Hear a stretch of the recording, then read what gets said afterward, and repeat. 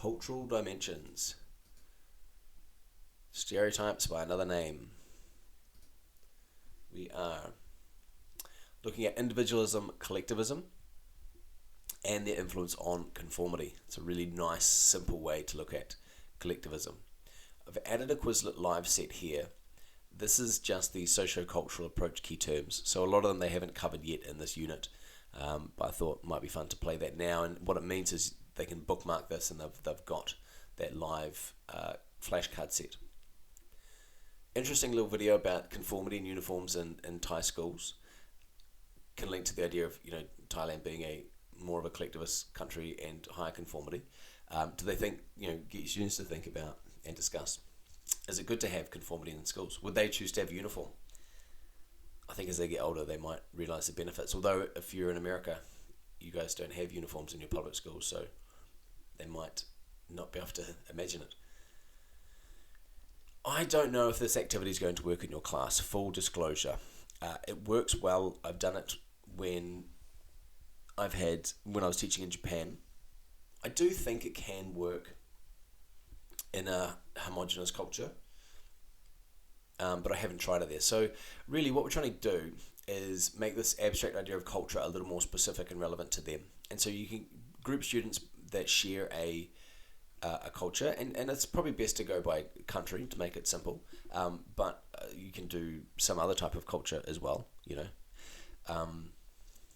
it's just harder to think of them.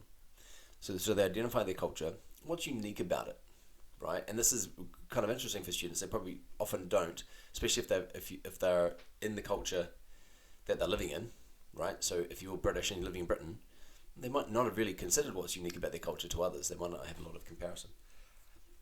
What values? This is a good chance to explain, what the idea of values. We say this word, but what does it mean, right? It's things that we find important. So you get students to comprehend that. And then they're thinking, do they think they would have high or low conformity? And they can be jotting this down in their workbooks as they go through and just sharing any ideas. Okay, then a little bit of chalk and talk on cultural dimensions. Some pretty cool images there for you to insert into the slide.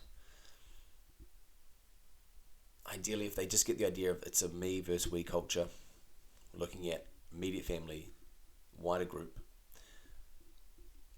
And I included this in here because if you're explaining, if they're explaining cultural dimensions, this is a really interesting one and pretty logical, easy to comprehend, the idea of rice theory.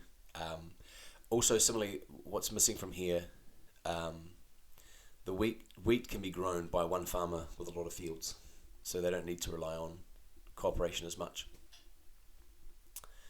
I wonder if this is also maybe why individualism is increasing over time, because as we've got machinery that replaces other people, as in a village, you probably helped everyone else out with the harvest, so you're a little bit more interconnected, whereas now we can use machinery so we don't rely on other people, so we're increasingly getting more individualized as technology increases. Just a thought I had just now. Kind of cool, get them to play around with the country comparison tool, see who has the high scores. And another activity I've never done, I came up with it, might be too tricky for your students. They might feel a little bit lost, which is why I've given some tips here. What's their name, job, hobbies, personality. Originally I sort of called this create a stereotype, but then I thought that's probably going to get them too far removed from the actual qualities of individualistic, collectivistic cultures. So it's just creating a fictional character with a partner. They each choose one or the other, one individualistic, one collectivistic, and they just give them some characteristics, kind of being specific, right?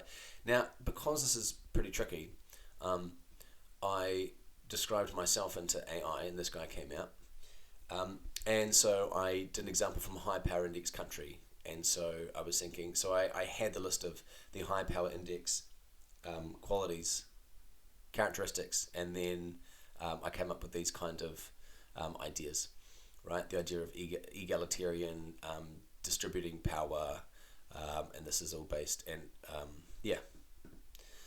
So I don't know, this might fizzle, this one, but if you've got you might have a better way of teaching cultural dimensions, in which case, of course, swap it out. It's just an idea. Bit of chalk and talk, Bond and Smith, real simple. pretty straightforward study that goes, hey, look,